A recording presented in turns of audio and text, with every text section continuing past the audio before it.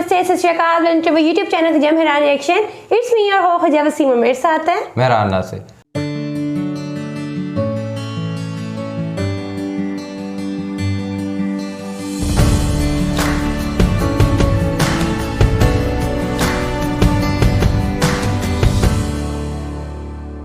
नाज़रीन, पाकिस्तानी मीडिया जो है वो पाकिस्तान के जो प्राइम मिनिस्टर है उनको ये एडवाइस कर रहा है कि काइंडली आप जो है इंडिया के प्राइम मिनिस्टर से सीखो, और कि मतलब ना ये जो पाकिस्तान के ऊपर एक लोन इतने ज़्यादा कर्ज़े ले चुके हुए हैं, तो ये जो है ये एम्बैरेसिंग है पाकिस्तान के लिए। और जिस तरह हम भी कहते हैं कि पाकिस्तान की जो पॉलिटिकल इंस्टेबिलिटी है वही पाकिस्तान की इस सिचुएशन की जो है वो ज़िम्मेदार है। और अभी भी पाकिस्तान की पॉलिटिकल सिनेरियोज जो हैं वो बहुत ज़्यादा गड़बड़ नज़र आते हैं, ऊपर नीचे हो रहे हैं और बहुत ही ज़्यादा इंस्टेबल किस्म के हैं। कुछ समझ नहीं आ रही कि क्या होने वाला क्या नहीं होने वाला।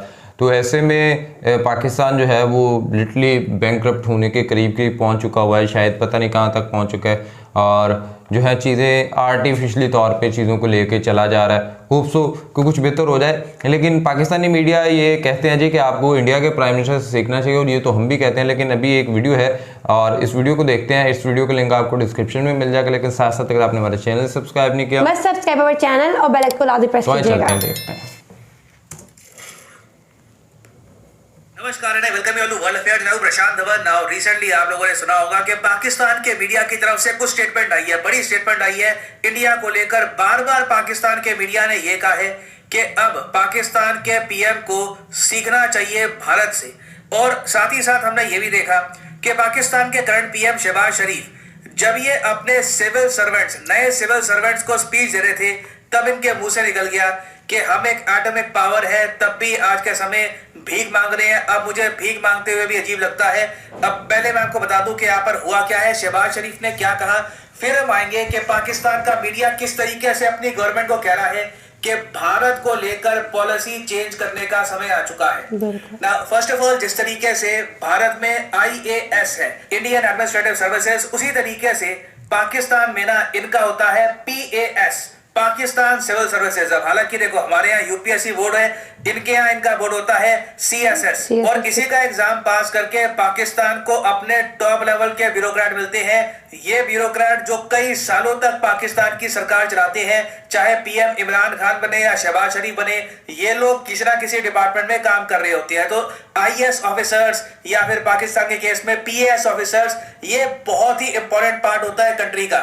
और आपने देखा होगा काफी बार कि जब IAS एक आदमी सिलेक्ट हो जाता है, उसने UPSC का एग्जाम क्रैक कर लिया, उसकी बहुत अच्छी रैंक आई, वो IAS में चला गया, उसकी ट्रेनिंग हुई, उसके बाद फिर PM मोदी ना स्पीच देते हैं IAS ऑफिसर्स को कि देखिए ये आपको करना चाहिए, देश अभी इस कंडीशन में है, ऐसे हम आगे बढ़ेंगे। प्रॉपर मोटिवेशनल स्पीच होती है इन यंग ऑफिसर्स के लिए। और ये स्पीच देखिए बहुत ही इंपॉर्टेंट होती है, क्योंकि पहली बार यहाँ पर ये यंग ऑफिसर्स अपने देश के PM की बात डायरेक्टली सुन रहे होते हैं, और इससे इनका काफी हद तक माइंडसेट भी बनता है कि अच्छा इस तरीके से हमें देश को गवर्न करना है।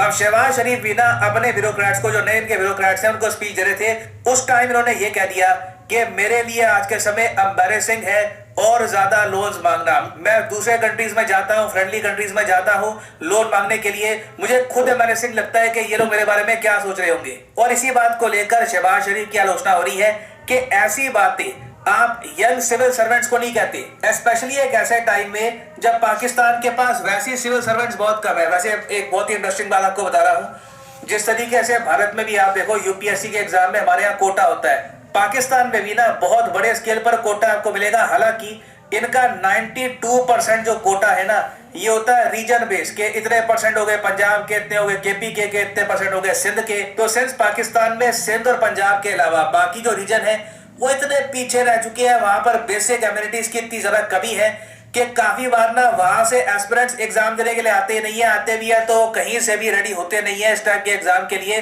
तो इसलिए बहुत सारी जो वैकेंसीज है पाकिस्तान के सो कॉल्ड UPSC में, CSS में, ये आज के समय खाली पड़ी हुई है। 10 साल का गैप है। तो जब वैसे ब्यूरोक्रेट्स कम आ रहे हो आपके, उसके बाद जब नए ब्यूरोक्रेट्स आ रहे हो, उनको आप ये पिक्चर दो देश की कि जी पैसे नहीं है, और उसके अलावा पाकिस्तान अपनी हिस्ट्री में जो बेसिक नीड्स होती है एक आबादी की, कि पॉवर्टी खत्म कर दो, अनएम्प्लॉयमेंट खत्म कर दो, इलिटरेसी खत्म करो, ये सब पाकिस्तान अब भी अचीव नहीं कर पाया। इसमें एक्चुअली पाकिस्तान काफी पीछे जा चुका है। ये बातें बताना काफी डिमोटिवेटिंग रहता है, मगर मैं यहाँ पर शहबाज शरीफ को भी ब्लेम नहीं करूंगा, इवन दो काफी लोग कह रहे हैं कि काफी ये डिमोटिवेटिंग बात बोलते हैं।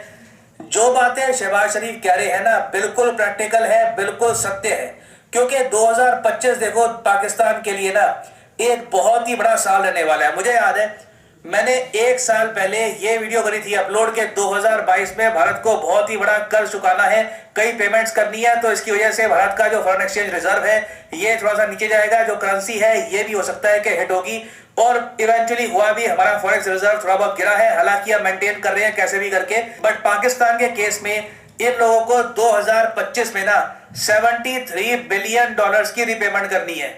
इनके पास टोटल विदेशी मुद्रा भंडार जो इन्होंने लोन लेके उठा रखा है ये 7 से 8 बिलियन डॉलर्स के आसपास का है रफली, वो भी कभी कभी 5 या 6 के आसपास चला जाता है।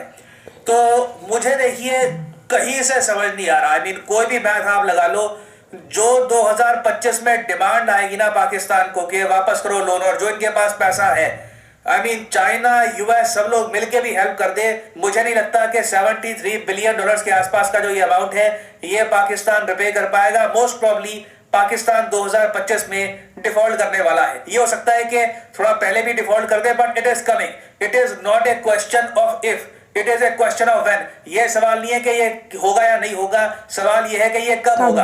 अब ये तो मैंने बात करी है पाकिस्तान के पीएम के बारे में, फिर हम बात करते हैं पाकिस्तानी मीडिया के बारे में। अब देखो वैसे पाकिस्तानी मीडिया काफी लाउड और इलॉजिकल सा होता है, कुछ प्रॉपर बातें बोलते नहीं है, वो कुछ भी इधर उधर की बातें बोलते रहते हैं। बट कुछ लोग हैं पाकिस्तान के मीडिया सर्कल में, डिफेंस एनालिस्ट वहां पर ऐसे हैं जो बहुत ही जेन्युइन न्यूट्रल बात करते हैं। फॉर एग्जाम्पल इनमें से एक है शहजाद चौधरी।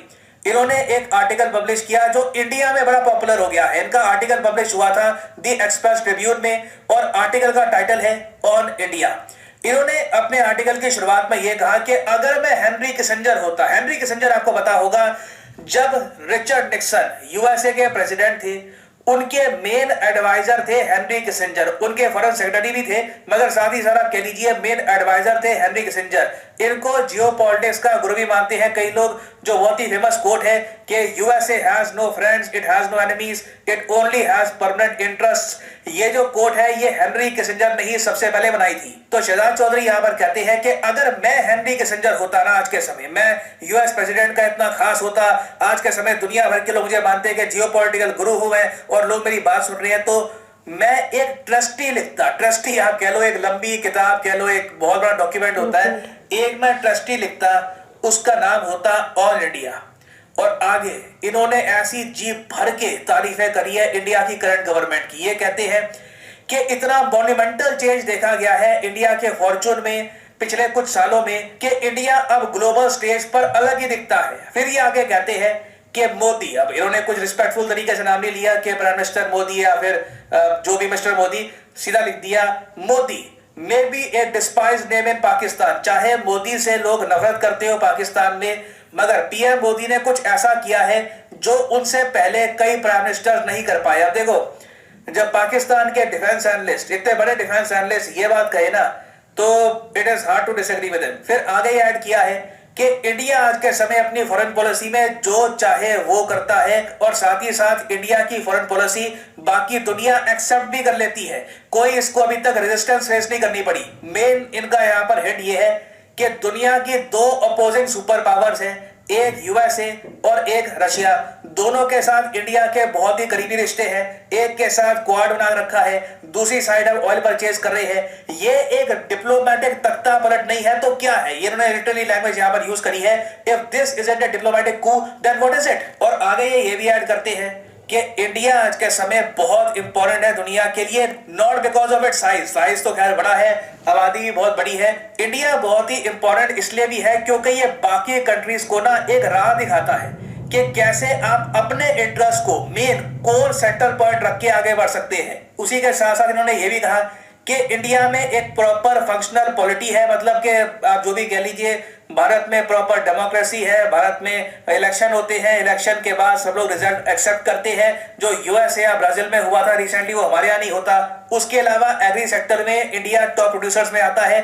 इवन तो इंडिया की आबादी 1.4 बिलियन है, पेंडेमिक का टाइम हो चाहे रशिया यूक्रेन की वॉर हो, इंडिया को दुनिया के सामने हाथ नहीं हिलाना पड़ा गेहूं के लिए, जैसा हाल पाकिस्तान के साथ हो गया है कि यूएन में आपने रिसेंटली देखा कि उनको लिटरली हाथ हिलाने पड़े और कई कंट्रीज ने लिटरली दान किए पैसे पाकिस्तान को ताकि वो सर्वाइव कर पाए। जबकि एक बहुत ही इंटरेस्टिंग बात यह है कि जब भारत और पाकिस्तान का विभाजन हुआ था ना, तब पंजाब प्रोविंस, जो उस वक्त ब्रिटिश इंडिया का पंजाब प्रोविंस था, उसका बड़ा हिस्सा गया था पाकिस्तान के पास। और पंजाब को हम कहते थे the bread basket of India, सबसे ज्यादा फर्टाइल जमीन थी यहाँ पर। मगर आप कह लो इंडिया ने ना जो जमीन हमारे पास थी उसको प्रॉपरली डिस्ट्रीब्यूट करके, प्रॉपर एग्रीकल्चरल पॉलिसीज अपनाकर अपना फूड आउटपुट इतना रखा है कि आज के समय हमें गेहूं परचेज करने की जरूरत नहीं है, उल्टा हम एक्सपोर्ट करते हैं बाकी कंट्रीज को। फिर ये यहाँ पर ये भी ऐड करते हैं कि चाहे यूएस और रशिया वाली बात तो अपनी जगह है, पाकिस्तान को ये भी देखना होगा कि पाकिस्तान का जो ऑल वेदर एलाई है सऊदी अरेबिया, जिसको ये कहते हैं कि बड़े डीप रिलेशंस है हमारे इनके साथ, सऊदी अरेबिया भी खुल के कहता है कि इंडिया में $72 बिलियन ये ओपनली इन्वेस्ट करेंगे, जबकि पाकिस्तान काफी बार भीख मांगता रहता है $7 बिलियन के लिए। तो ये सब बातें ये इसलिए कह रहे हैं क्योंकि अब इनके हिसाब से टाइम आ चुका है कि पाकिस्तान अपनी जो पॉलिसी है इंडिया को लेकर इसे रिकैलिब्रेट करे, ऑलमोस्ट आप कह लीजिए रीसेट करे। क्योंकि जो इनकी पॉलिसी थी अब तक इंडिया को लेकर, ये कश्मीर तोड़ेंगे ये वो वगैरह, अब जो इंडिया बन चुका है और बहुत ही जल्द और बड़ा बनने वाला है, पाकिस्तान कहीं से अफोर्ड नहीं कर पाएगा खराब रिलेशंस इतने बड़े जायंट के साथ। It is stupid. तो इसलिए इन्होंने गुहार लगाई है अपनी एस्टैब्लिशमेंट से कि it is time to break away from convention. जो हम करते आए हैं वहां से चेंज करने का टाइम आ चुका है। जियो इकोनॉमिक्स के हिसाब से सोचिए, हमें इंडिया के साथ रिलेशंस इंप्रूव करने होंगे। अगर हम नहीं करते, अपनी पुरानी नीति के हिसाब से ही चलते रहते हैं, तो पाकिस्तान के बारे में उन्होंने ये कहा है, it may be reduced to a footnote in history. History की कभी किताब आपने देखी होगी, बड़े बड़े पन्ने होते हैं, पन्नों के नीचे ना छोटे छोटे फुटनोट्स होते हैं कि हाँ ये भी हुआ करता था। चलिए फॉर एग्जांपल हम बात करें बड़े एम्पायर्स की, बीच में नीचे फुटनोट होगा, हाँ एक छोटा सा टापू भी हुआ करता था, वहां पे कुछ लोग रहते थे, मगर उसके बारे में अब कोई जानकारी नहीं है, उसका जो अस्तित्व है वो मिट चुका है। तो ये बड़ी स्टेटमेंट है अपने आप में। और जब पाकिस्तान में इतने सीजन लोग ऐसी बात बोल रहे हो, तब भी अगर मान लो पाकिस्तान की आर्मी, इनकी एस्टेब्लिशमेंट ये बात नहीं समझती और एंटी इंडिया पॉलिसी को आगे लोग बढ़ाते हैं, तो in the end only Pakistan will suffer. It might be turn into a footnote in history. और फाइनली यहाँ पर मैं ये भी ऐड कर दूं कि आप किसी भी एग्जाम की क्या कहती हैं जी दीजा? पहले तो मैं ये कहूँगी कि थैंक गॉड किसी ने बात की है इस बारे में, सीनियर जर्नलिस्ट, सीनियर लोगों में से, क्योंकि हमारे यहाँ का सबसे बड़ा एक चीज़ है कि यहाँ पे कोई सच्चाई को मानने को ही तैयार नहीं होता। ठीक है ना, इलेक्शंस होंगे तो जो इंसान आएगा ना हमने उसको मानना है, जो नहीं आएगा ना उसको, और जो सच है उसको तो हमने कभी तस्लीम करना ही नहीं है। अब जैसे 72 बिलियन और फॉरेन रिजर्व कितने हैं जी? 7 बिलियन। ज़मीन आसमान का फ़र्क है। ऑब्वियसली बैंकरप्ट ये वही है, व्हेन, कब होना है, ये तो अब रह ही नहीं गया कि नहीं यार क्या पता 80% चांसेस हैं हो जाए, 20% नहीं हो। अब तो ये है 100% है, होना ही होना है। ठीक है, उसके बाद देखो, पहली बनाने तो हम हमेशा बात करते हैं कि आप साथ वालों के साथ रिलेशन ख़राब करके चौथे मोहल्ले जाके कैसे दोस्ती बना सकते हो। अब इंडिया है, ऑब्वियसली अगर देखो मैं कहती हूँ दोनों तरफ से होती है। इंडिया बहुत बड़ा मुल्क है, पाकिस्तान के करीब बहुत छोटा है। आप एक दूसरे को साथ सपोर्ट करो, मतलब इंडिया ही ऑब्वियसली पाकिस्तान को सपोर्ट कर सकता है ना, पाकिस्तान तो इंडिया को नहीं कर सकता। और जहाँ तक बात रही, उन्होंने कहा ये वीट जो वो एक्सपोर्ट कर रहे हैं, दैट इज़ आल्सो पंजाब में भी बहुत ज़्यादा जरखेज़ ज़मीन है। पाकिस्तान में भी देखें बहुत कम ममालिक होते हैं जहाँ पे 4 वेदर्स आते हैं, डिफरेंट तरह की, इतनी जरखेज़ ज़मीन है, इसके बावजूद आप उसको कंज्यूम नहीं कर रहे हो और आप बाहर से इंपोर्ट कर रहे हो। तो ये बहुत बड़ी एम्बैरेसिंग बात है। और जहाँ तक बात रही CSS ऑफिसर्स को आप ये कह रहे हो, उनको आप क्या कह रहे हो? आप तो पहले ही मुल्क का बेड़ा गर्क कर चुके हो। देखें इसमें नए आने वाले क्या करेंगे, वो पॉलिसीज दे सकते हैं जिनको अगर आप उस पर चलना चाहो तो चलो। देखो मैं आपको एक खतीदा चीज़ बताऊँ, क्या कहते हैं ना कि अब पछताए क्या हो जब चिड़ियाँ चुगे खेत। अब तो पछताना ही बाकी है। अगर हम सोचें कि नहीं अभी भी कुछ चांसेस हैं, तो चांसेस नज़र नहीं आते। वो इस तरह से नहीं आते कि आज है तकरीबन जब से हमने ये चैनल बनाया और इस पे रिएक्शन की वीडियोस करना शुरू की, हम तब से ही ये बात कहते आए हैं कि इंडिया से जो है सीखना चाहिए, इंडिया से सीखना चाहिए, इंडिया से सीखना चाहिए। इंडिया अगर आगे चले गया, इंडिया भी आपके साथ ही आज़ाद हुआ था। इंडिया के भी जो गांधी जी थे वो भी बहुत जल्दी शहीद कर दिए गए थे। पाकिस्तान के कायदे आज़म वो वफात पा गए। अगर आप ये सोचें, लीडरशिप का फुकदान वहाँ पे भी था, यहाँ पे भी था। फिर क्या हुआ कि आज वो कहीं के कहीं निकल गए, हम कहाँ पे चले गए। तो ये पछताना ही बाकी है। बहुत अरसा पहले भी ये चीज़ें कही गई कि अब छोड़ के, अब सारी चीज़ों को पीछे छोड़ के अब जो है इकट्ठे होके बैठ जाओ और इस मुल्क को कहीं ले जाओ। सियासतें, पॉलिटिक्स बहुत देर तक होती रहेगी, ये चीज़ें बाद में भी होती रहेंगी, ये ख़त्म नहीं होंगी, लेकिन ये करते रहना। लेकिन जब वो कहते हैं ना कि कुछ ऐसा सिचुएशन आ जाए कि अब आपको करना पड़ेगा, अब डू एंड डाई वाली सिचुएशन है कि अब आप सियासत को इस वक्त छोड़ के मुल्क के लिए बेहतर हो जाओ, तो वो चीज़ें ना समझे। आज भी मुझे तो मैं वो सख्त अल्फाज नहीं इस्तेमाल कर सकता कि अभी भी बैठ के तो मज़े के साथ हमने इसको देखना कैसा सरप्राइज देते, हमारी देखना ऐसे कर देंगे, ये फलाना, वो यहूदी, वो ऐसे, उसने ये कर दिया, उसने वो कर दिया, इसने ऐसे कर दिया।